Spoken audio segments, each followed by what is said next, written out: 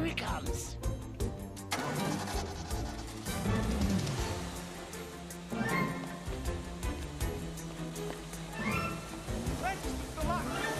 Let go of the handle. I don't have the handle. Open the lock.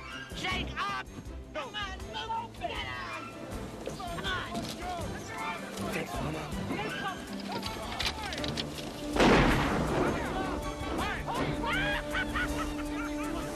Musical Nancy Drew, Belafonte, and the Mystery of E.G. Welker. What if I told you that I found 5 authentic platinum record plaques just sitting in the back corner of Goodwill, behind some cheap Walmart wall art? And what if I told you these weren't just any plaques? They commemorate some of the most culturally significant albums of the 1950s and 60s, including work by Harry Belafonte, a man who didn't just make music, but helped change the world. Oh, and the producer whose name is on all of these? He's basically been erased from music history. Until now. This thing is so heavy. I'm gonna gently set it down. I get nervous every time I touch these things. They're so delicate. Act 1, The Discovery. Hey, I'm Rachel, at Cash Crash Music. I'm a student at Musicians Institute here in Hollywood, and I've apparently turned into some kind of musical detective Nancy Drew without meaning to. So picture this. I'm at Goodwill because, let's be real, student budget life, and I'm digging through the usual suspects. Fake plants, questionable artwork, someone's abandoned exercise equipment that's missing pieces. I'm actually looking for Pokemon cards because I love those things. Check out the t-shirt. But then, tucked away in this sad corner, I see these massive, worn silver frames. Now at my school, we have real platinum plaques on the walls. Not very many, but like a couple that have been attributed to people who've gone to the school and like are held in safekeeping by the school, or were gifted to the school, or maybe are copies of ones that people who went to the school owned. And I just seen them on tour with my school advisor. And let me tell you something. When you know what real vintage platinum looks like, you know. They're heavy, the tarnish, the way the light hits that old metal. This wasn't some Amazon reproduction of a Tupac record, okay? You can see those on eBay if you want to look them up. This is a different thing.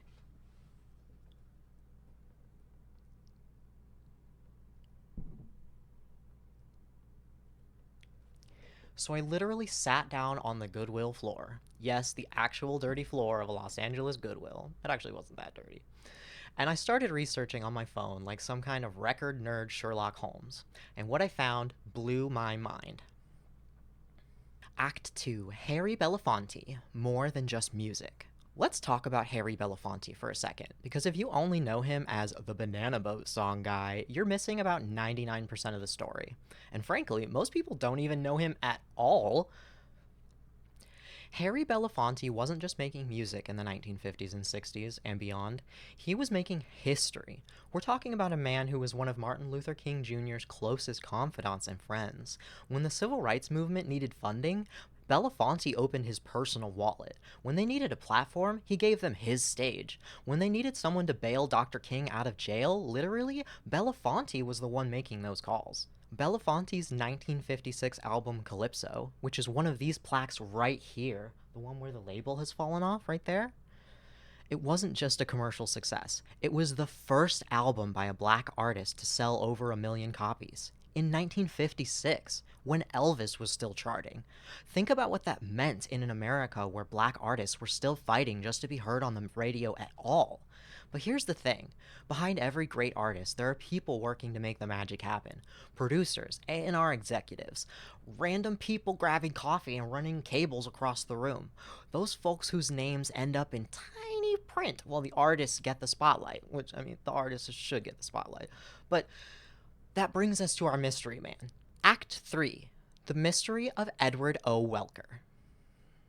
Meet Edward O. Welker, or Ed Welker, or E.O. Welker. He seems to go by all three, which honestly just adds to the mystery. I'll show you on this plaque. You can kind of see. It's really at the bottom, this teeny tiny little silver thing. That's where he's attributed. It's not even on the label of the album, you know? So when I first saw these plaques, his name meant absolutely nothing to me. Google barely knew who he was, AI search tools came up completely empty. It was like he'd been erased from music history. But I'm stubborn, and I had 5 platinum plaques telling me this guy was important, so I kept digging. I don't give up easy, and I used to work in Web3 and do tons of research for them, so I know how to dig through AI slop on Google. Discogs, which is like the Wikipedia of vinyl collecting, had some entries. A few credits here and there for lots of different genres. And then I found the vintage news clippings and scanned archival newspapers. And suddenly, Edward Welker wasn't a mystery anymore. He was a legend hiding in plain sight. It turns out Ed Welker was an A&R manager at RCA Victor during what we now recognize as their absolute golden era. We're talking late 50s to early 60s and even beyond that. The period where RCA was signing and producing some of the most important artists of the century. The century. And article by Welker where he describes himself, including his bio. And here's what gets me. This man was working directly with Harry Belafonte during the peak of the civil rights movement, in the 1950s and 60s, choosing to work closely with black artists, especially ones as politically outspoken as Belafonte, wasn't just a business decision, it was taking a stand. But let's get back to these plaques. These plaques represent more than sales figures, because, they technically correspond to $1 million sales, but they represent something way more than that. They represent someone who understood that his job wasn't to be the star, but to help the real stars shine brighter. That's the kind of allyship that actually moves the needle. And that's the kind of music business that really matters in Hollywood. Pushing artists forward who are changing society for the better. Act 4, The Weight of History. So here I am, holding these pieces of history that somehow ended up abandoned in a thrift store, and I can't help but think about all the stories they could tell. I've been treating them really carefully because they're very delicate and the frames are a little jank and kind of damaged. You can see that the one has a label that's fallen off. Another one has a label that's peeling and starting to fall off. That's the first time they've been exposed to sun the whole time I've had them.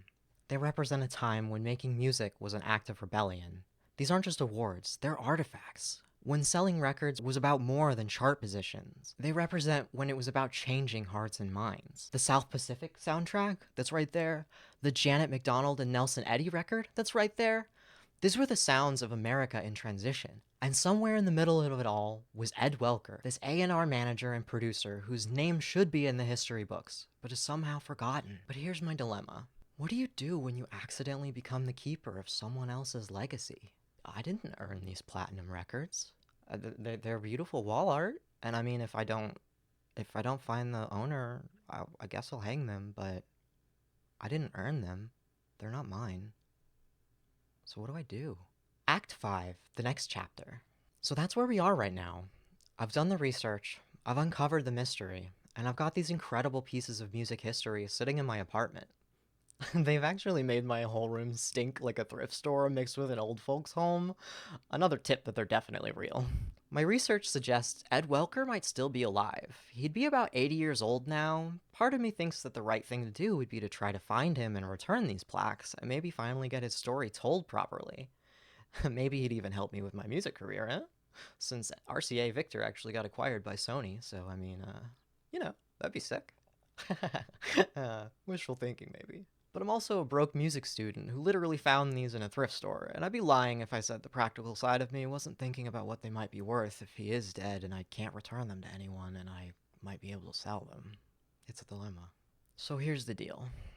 I honestly don't know if this is part 1 of a larger story, or if this is where the mystery and video series, if this ends up being a series, ends. It depends on what happens next. I'm going to contact some people around Hollywood, have them authenticated by a professional, and try to ask about whether they can dig into their contacts network to find Welker, if he's still alive. Do I manage to track down the legend himself? Has the legend died? Do these end up in a museum where they belong?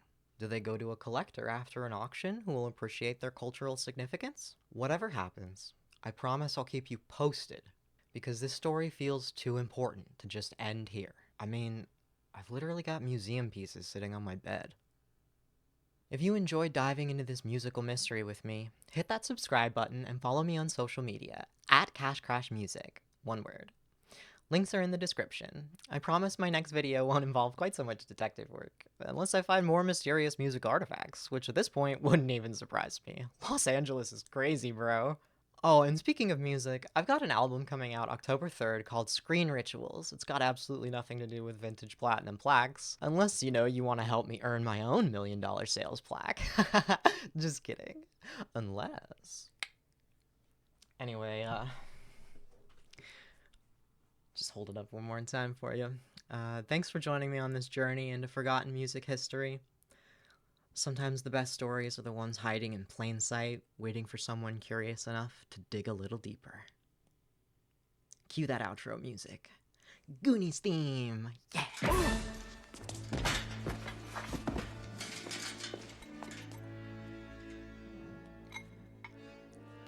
Until next time, keep digging for the stories that matter.